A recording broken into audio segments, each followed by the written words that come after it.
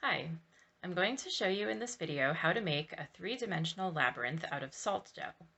When I made mine last week, it looked like this. It's a pretty easy craft to make. You can do it with things that you probably already have in your kitchen.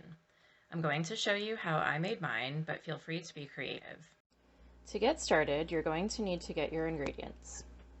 You will need flour, salt, and a cup for water. You will also need a mixing bowl and some kind of a measuring cup. The ratio for salt dough is half as much salt as flour and the same amount of water as salt. That means if you use a quarter cup of flour, which I recommend for one labyrinth, you're going to need 1/8 of a cup of salt and 1/8 of a cup of water. I'm going to mix my ingredients together now. Now it's time to mix the dough. I've put the flour and the salt together in this bowl and I'm mixing it with a spoon.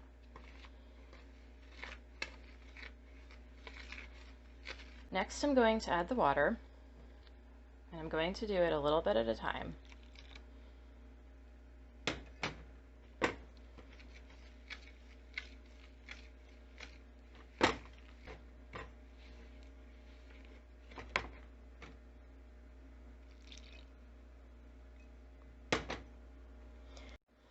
As you can see, you're going to keep mixing your dough until all of the water has been absorbed into the flour and the salt.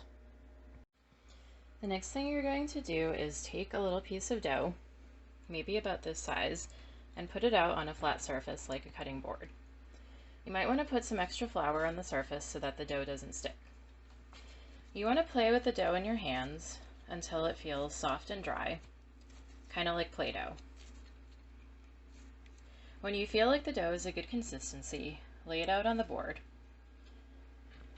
Now, if you have a rolling pin, you can roll it out, but if you don't have a rolling pin, you can get creative. I use this ground nutmeg container as a rolling pin.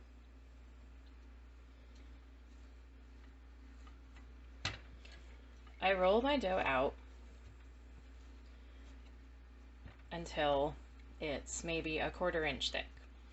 It doesn't have to be perfect. Remember that this is a craft, and we are here to be creative and to have fun, not to be perfect. When you're finished rolling out your dough, you're going to have a circle that looks something like this. Now you're going to draw your labyrinth. I used a plastic fork. I broke off one of the tines and I used it as a little drawing tool. If you have something like a toothpick, that might work too. When you start drawing, you don't want to start in the middle because otherwise you won't have enough room for the whole labyrinth. You want to start maybe 1/3 of the way down. And the first thing you're going to do is make a cross. What I found with this dough is that you don't want to drag the point of whatever you're drawing with through the dough. Instead, you want to make a bunch of little stabbing motions, kind of like you're sewing the dough. And you do it that way, and you do it that way. And then you have a cross. Now you're going to put a dot in each corner of the cross. So it looks like that. Now you're going to draw your labyrinth by connecting the dots and the lines. You start with the dot that's in the upper left corner, and you make a little loop from that dot to the top of the cross. Then you start with the side of the cross that's on the left side, and you extend it out a little bit, like that, and then you go up, making another little curve. You want to follow the curve of the first line that you did as best you can. And you draw this curve until you reach the next dot. So it looks like that. Then you go to the dot that's on the bottom left side, and you do the same thing. You start with a dot, you go a little bit outwards from it, and then you start to go up and you follow the curve of the labyrinth.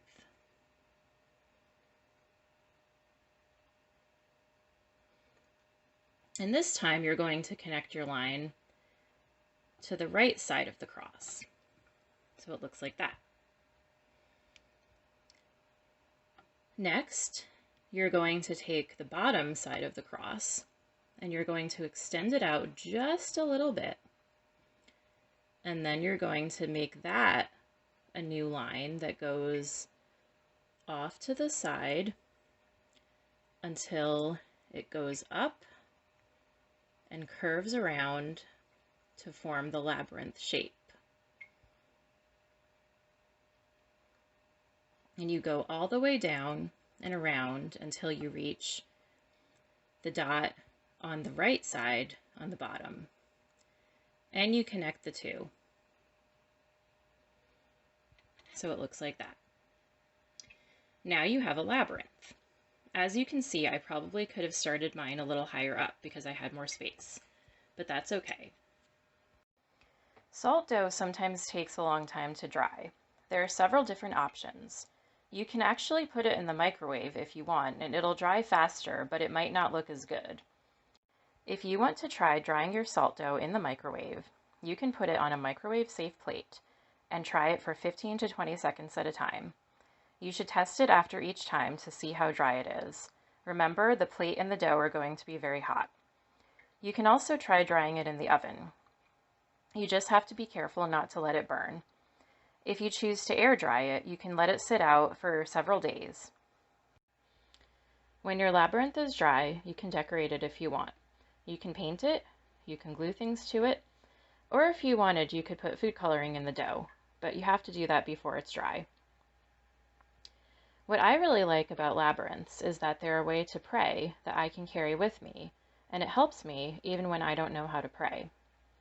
I just use my finger to trace the path. And remember, in a labyrinth, unlike a maze, you cannot get lost. You will always reach the center, no matter how long it takes you to get there.